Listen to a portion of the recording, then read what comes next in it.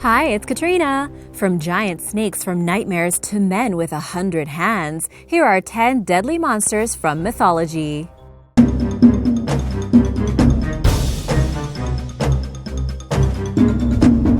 Number 10. A Carrie.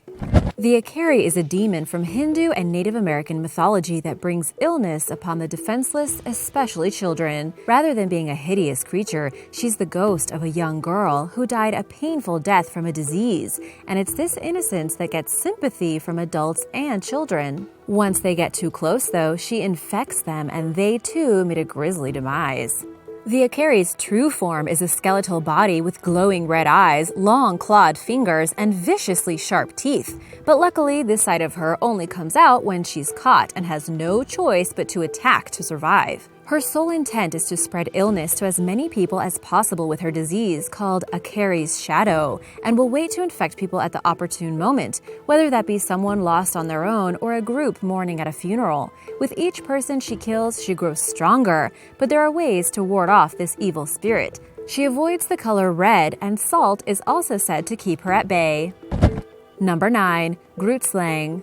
The Grootslang, which translates to mean the big snake, is a giant reptile that lives in a deep, dark cave in Richtersveld in South Africa. It's said to be as old as the world itself and was created by the gods. New to creating creatures, the gods made a mistake with the Grootslang, though, and gave it incredible strength, cunning, and intellect. Once they realized how wrong they'd gotten it, they split the Grootslang into separate creatures, which led to the first elephants and snakes. While they were doing this, one of the Grootslangs escaped, and from this one, all the others were born. Its cave, known as the Bottomless Pit, is where it lures elephants to feed on and also where it collects its treasures. Grootslangs are believed to covet gems and love diamonds in particular. Even though the creature is evil and bloodthirsty, victims are said to be able to bargain for their freedom if they offer enough stones of value. So entrenched is the legend of the Grootslang in local folklore that it was blamed for the death of a businessman who went missing in 1917 after searching the region for treasures. Several other unexplained disappearances have also been attributed to the giant beast, which will likely continue to devour people for many more years to come. Number 8. The Comets. The Comets comes from ancient Maya mythology and translates to mean death bat. It was the vampire bat god who was usually depicted holding a victim and a knife. He ruled the twilight, and the Maya were terrified of him and his vengeful behavior.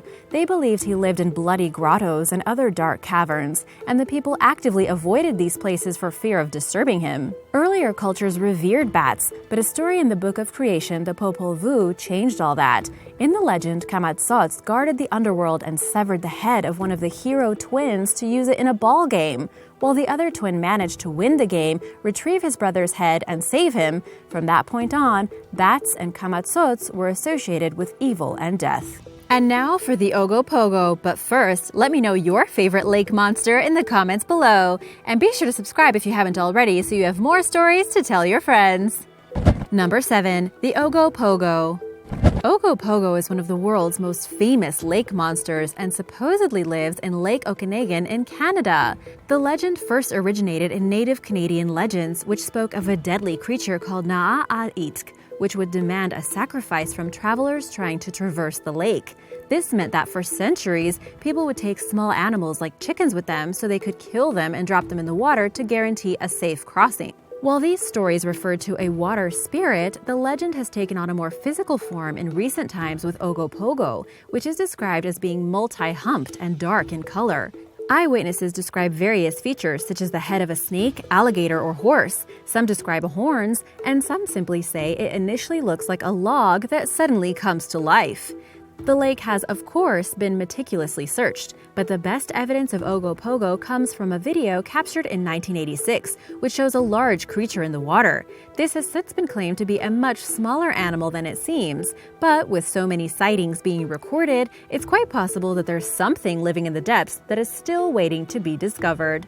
Number 6. Hecatoncheires. In Greek mythology, the Hecatoncheires were huge creatures whose name means 100-handed ones. As the name would suggest, they had 100 hands, and they also had 50 heads each. The children of the Titans, Uranus and Gaia, there were 3 of them. Briareus, the sea goat, Cottus, the striker, and Gyges, the big-limbed. The Hecatoncheires were associated by the Greeks with earthquakes and tidal waves and were thought to be the causes of these events.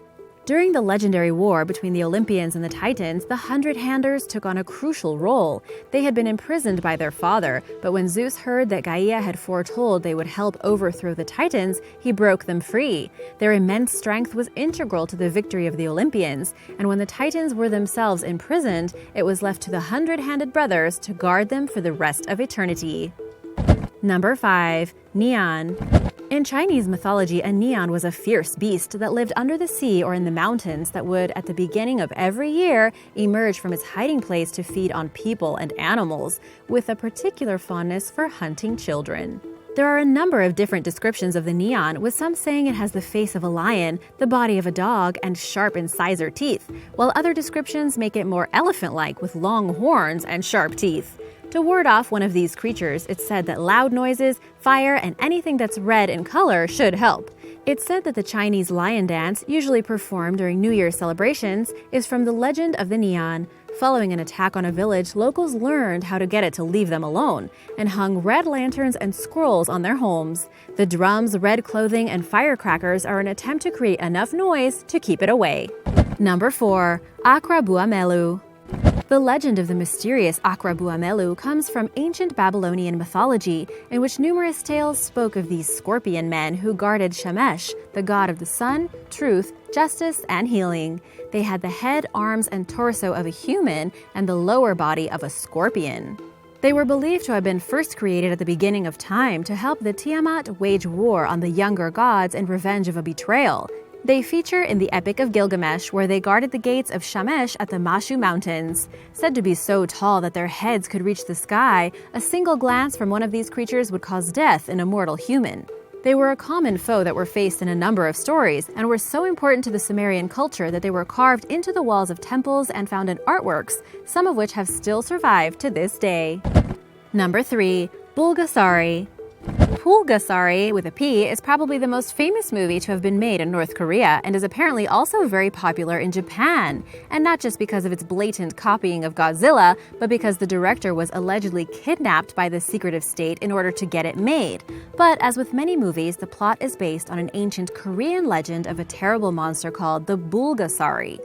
According to the book Songnam Japji, in the final years of the city of Songdo, a monster ate all of the scraps of metal left lying around, and though people tried to stop it, it wouldn't stop until it had eaten everything. That's how it got its name, which means impossible to kill, and even when the villagers threw it into a giant fire, it flew free and burned the city to the ground. It was said to have been created by a Buddhist monk after authorities had ordered them all to be arrested. While hiding in a closet, he made a small creature from rice grains that began to eat needles, and from then on, it was unstoppable. The legend is intended to warn against material greed and to tell of how regimes fall and begin anew. It's one of very few Korean monster folktales, and even fewer ones that involve political and religious elements that have become famous outside of the country. Number 2. The Basilisk. The basilisk is a creature that appears in Greek and Roman folklore and was a deadly reptilian beast that was born from an old cock's egg that was hatched under the full moon on a dunghill. There are various descriptions of what it looked like, but the more common ones state it as having the face of a cock or a human in agonizing pain, with the wings and feet of a bird and the tail of a snake. Coats of armor that feature the basilisk tend to show it in this form. It was said to be deadly and in a similar way to Medusa could kill a human simply by looking at them. If, however, someone was to see the basilisk before it saw them, then it would die. And there are stories of one killing itself after seeing its reflection in a mirror. As if this didn't make it dangerous enough, the basilisk was also believed to have poisonous breath that could kill animals and plant life and was so strong that it could split rocks in two. As with many creatures from Roman and Greek legend, the basilisk may have some basis in reality and developed from the exaggerated stories of travelers who had seen cobras and Gila monsters in foreign lands. Number 1. The Tsunade.